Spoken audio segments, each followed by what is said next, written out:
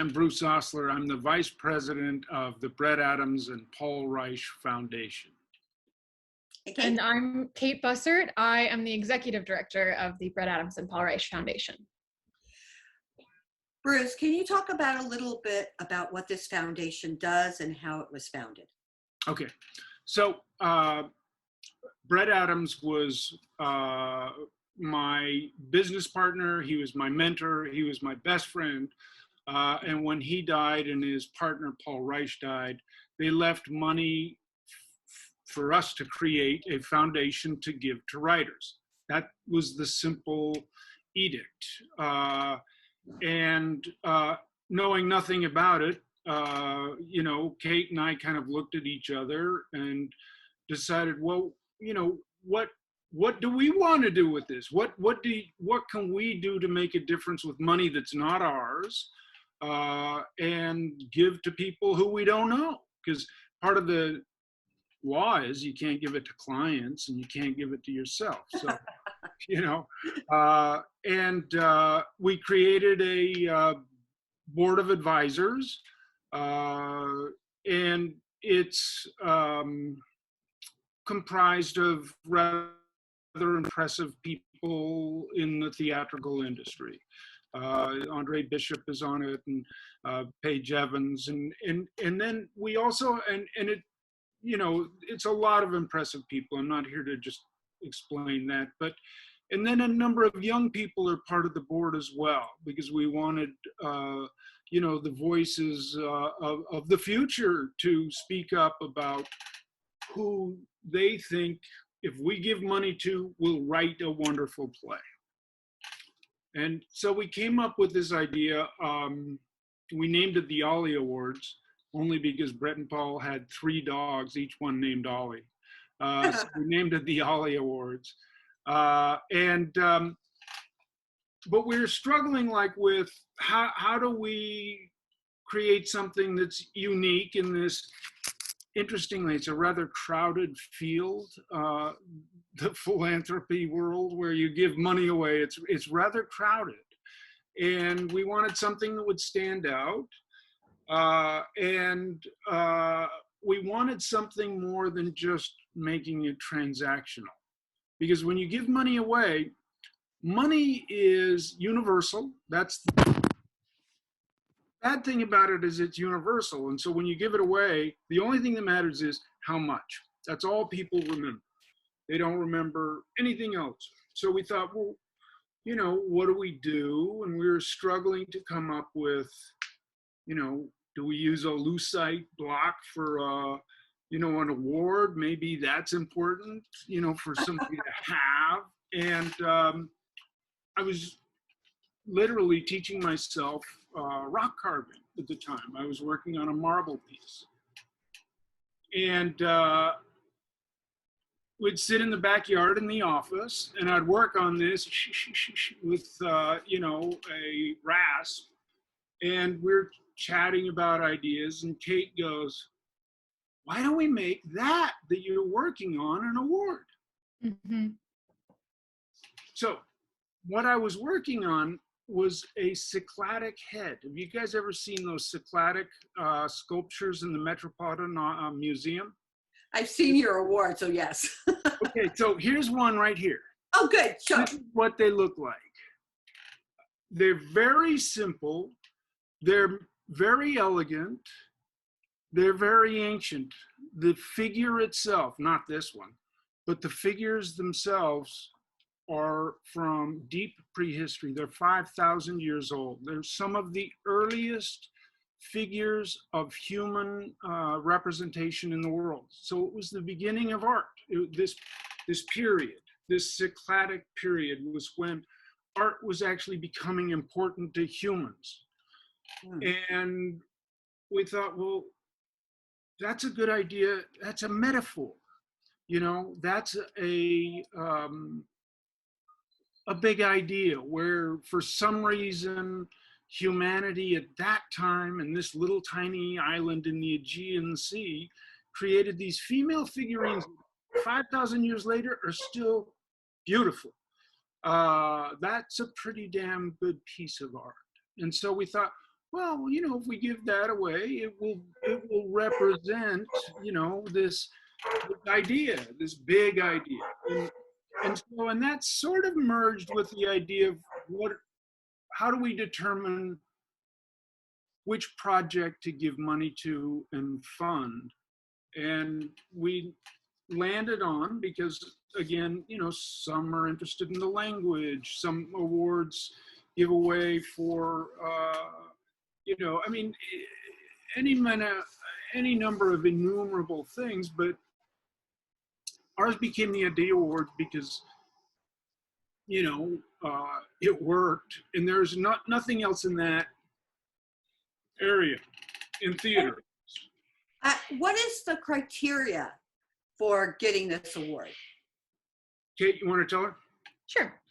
So there are actually 3 award categories that are underneath the umbrella of the Idea Awards. There's the Ollie Award for New Plays, which was our first and original award. That's for a straight play, non-musical. We then expanded to 2 more categories. One is a new musical award for either one person who does everything themselves or for a team. And then there's the Tooth of Time Distinguished Career Award, which can be for someone who writes musicals, or it can be for someone who writes plays. But the criteria for that is that you have had a long and distinguished career and have contributed to the theater. And so altogether, that makes up our 3 awards. How were people chosen this year? So here's what we do. So we have, I think it's like 30 plus advisors. Mm-hmm. Is that right, Kate? Yeah, across the boards. Yeah, for all 3 awards. And we tell them, you tell us 2 candidates who you think would be perfect for the musical awards, so we have, and then they give Kate the names. She contacts the people. Will you tell? So we get nominations from our board of advisors. Then I write to all of those folks and I say, you've been nominated. If you'd like to apply, please write us a letter about yourself and about your big idea. And there's an interesting split here between the new play and the new musical awards, in that about half of the nominees for the new play award always write back with their applications. And almost universally, everybody who's nominated for the musical theater award writes back with an application. And I think that speaks to the imbalance in the amount of opportunities for new musicals versus new plays.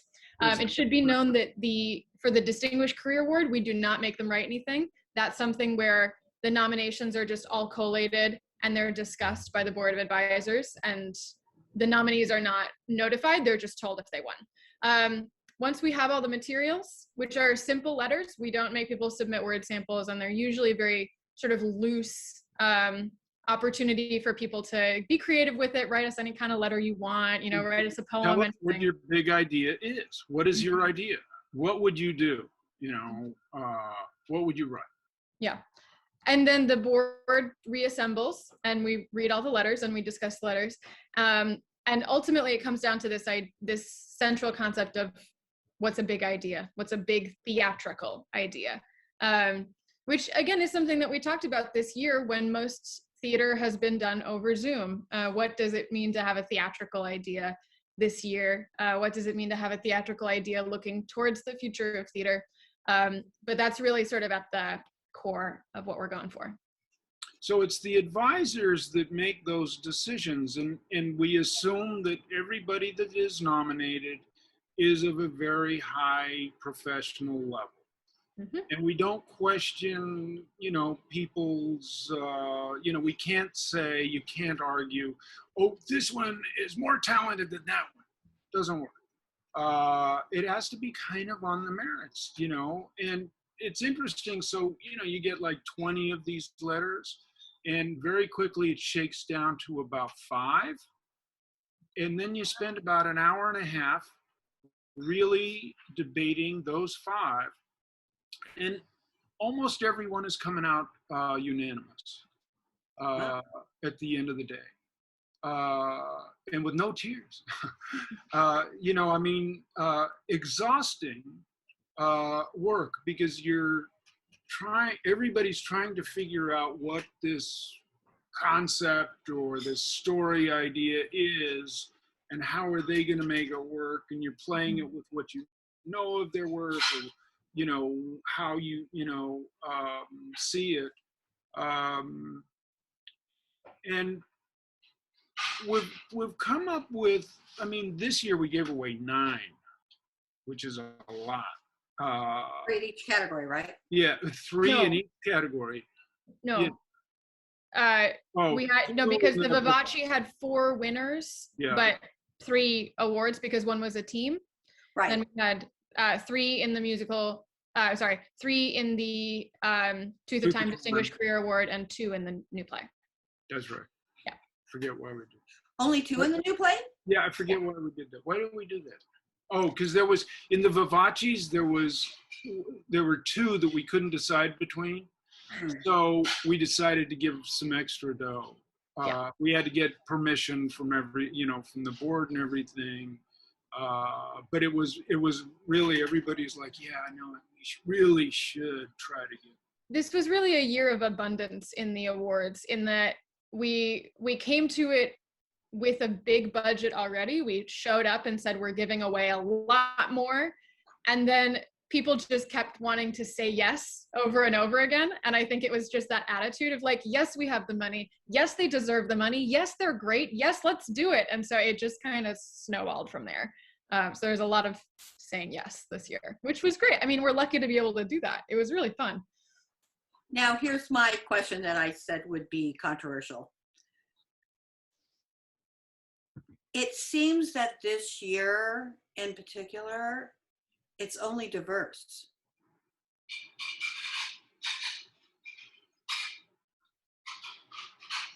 What ideas made it just that? Well, that is I told you it was going to be really an interesting question. And I don't know that I have a whole answer here. But I mean, in every way, this year for us was, I think, a step forward in growth. We gave away a great deal more amount of money because of the pandemic. Which I think is amazing. Yes. We have really worked diligently to create a very diverse board. First, there's more women on the board than men, and there's more people of color than white men. And part of that is to get that diversity, we had to go to younger and younger people. There's not a tremendous amount of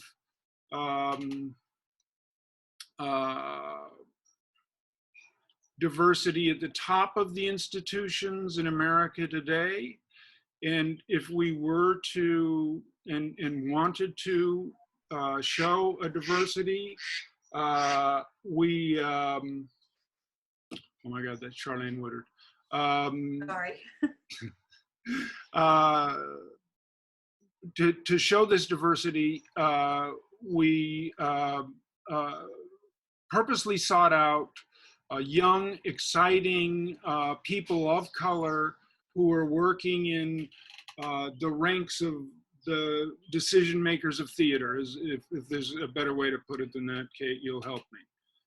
But the younger decision makers. And I'll tell you this, and this is also what's interesting, is when you're in a room and you're debating about the value, the worth of do we give 30,000 to this or to this, and it's an idea. It's an idea for a play. How crazy is that?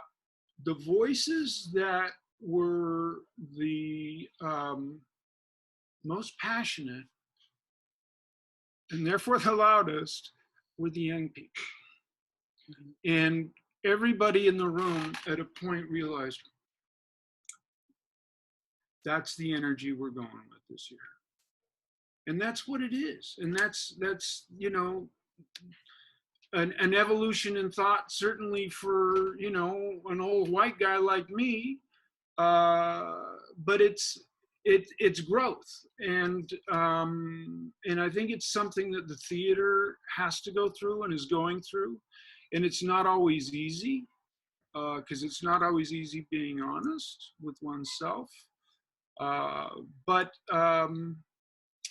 it was really an interesting thing to go through and to be a part of. And I have great respect for these young advisors we have. They're the ones out there in the trenches, going to all the readings, developing the writers, working in the workshops, you know, the dramaturgs, the people that really read plays. They're the ones that really made the decision, you know. But are they the ones that go to theater? Well, now that's an interesting question. Hang on, can I say something about in response to the question, because you said they're all diverse, but I know what you mean by that is that they're all people of color, and that is absolutely true. But I think, and I don't mean to be mean about it, but when you look at it, there's not one white person. I'm not. But I have something to say about that, which is that yes, it's diverse, and by virtue of having a group of only people of color, there's an opportunity to actually look individually at all of the 9 folks in this cohort, because then they're not token diverse or token few diverse people within a context, a cohort of all white people. So I know I'm having a go at the premise of your question here, but I think there's actually a great point to be made about what it means to have a diverse group of people that's taken out of the context of it's all white people, and then you bring in some diversity, you know? And I will also say just about the 3 boards don't actually talk to one another. So these were a series of independent decisions made simultaneously by different groups of people who weren't in conversation.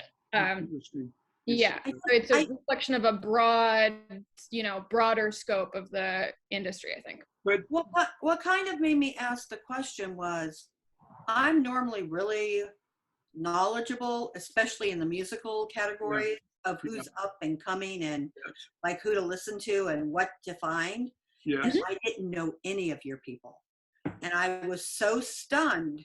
I'm like, oh my God, who are these people? You got to get to know them. They're amazing. And I mean, like Kit, that's part of the reason for the award, is to bring attention to these young people. But we have, there are differences of opinion in the room, and it varies greatly from very traditional musical theater sound to, you know, hip hop, which I think is the farthest sort of range there.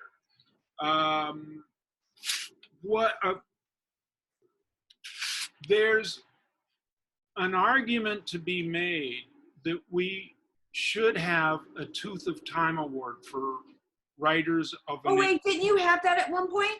Well, for musical writers is what would be interesting, is where people, because there's been a couple of people who everybody knows and they've been around and they've just never had the break.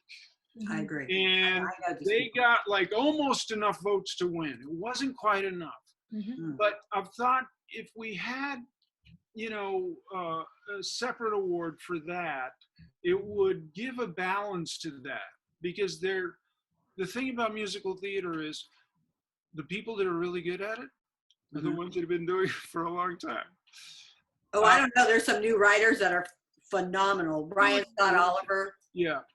But there's some talent there that deserves a second voice. And our Tooth of Time award for playwriting is, you know, I'm not taking credit for Adrienne Kennedy's reemergence, but we were one of the first to give her an award last year that started this publicity train that she's been on. She's gotten a lot of very good publicity. Fabulous. You know, and she's somebody who's been around and kind of out of the cycle. People didn't, you know, I mean, when we talked about her, then everybody went, oh, of course, yes, of course, but not on the tip of your tongue. And there should be one for musical theater too. I agree. I would love that. I'm We'll a name it the big Savannah Bowling Award if we started. All right. Yeah, I have to apologize for asking the question, but I think these are the questions we don't ask. And if we don't have conversations, No, I it's mean, on everybody's tip of tongue, but nobody says anything. now there's another question you asked, Yeah, which which is one? interesting. And that is, some of this new stuff. Who's going to go to it? Yes, And because it is a business. it is, no question. And but within theater, there's a number of imbalances that nobody has figured out. But one is that older, wealthier, whiter people go to theater. Right. So, commercially, you play to who the audience is. Otherwise, you're going to go out of business. Exactly. But like the public has found an audience by playing to that, that Downtown. demographic, really. So. Well, I think the public is also under government financial subsidy. Well, So some subsidies, but where their money comes from is from Hamilton. oh yeah, true. True. I mean, remember Chorus a lot? I do. That one powered them for a long time. Right. But that's a whole nother conversation. No, that's true, because it's a different animal. Yeah, it is. No, I just think that if, we're going to go into this format of younger voices making decisions, yeah, they should make decisions that will power their own people of going to see theater. And I don't always see that happening. Well, it's not going to go evenly either. I think it will, be, but I sense right now, and I'm old enough that I was around in the 60s and 70s. There was a very, very big generational shift in theater then.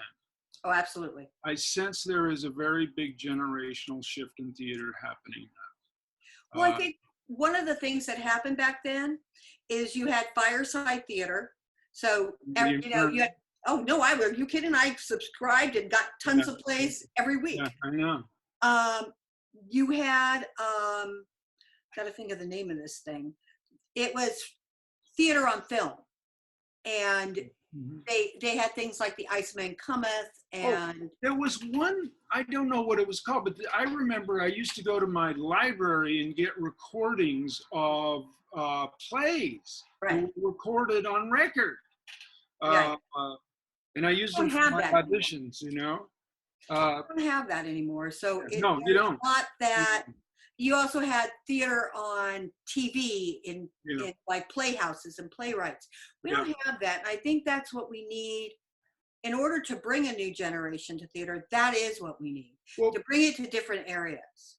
I think we've got to go in how many minutes there, Magda? I have 4 minutes, but I'd love to continue it. I could do another Zoom if you're up to it, Suzanne. It's up to you.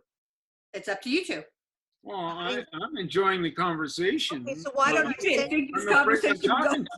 send you another Zoom? I could do it in a few minutes. What email? I'll go get a glass of wine. I think we can actually just click on the same Zoom link, can't we?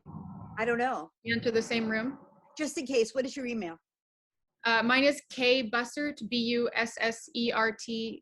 @brettadamsltd.net. Brett. I'm CC'd on the email, so you can just send. Mine's Brett Adams. It's Brett Adams. What? It's B. I'll drop it in the chat. OSTLER. Okay. Did you just drop it in the chat? Yeah, drop it because I'm okay. Give me. Oh, I see it. There you go. Okay. Those are both of our email addresses. Nice. Brett Good work. Adams. All right. So I'll see you guys in a few minutes. In a few minutes. Okay, I'll set up another one. I'll see if I could click on the same one. If not, then I think this conversation is important. I'm enjoying it, Suzanne. Okay. All right. Okay, we'll be back in a few minutes. All right.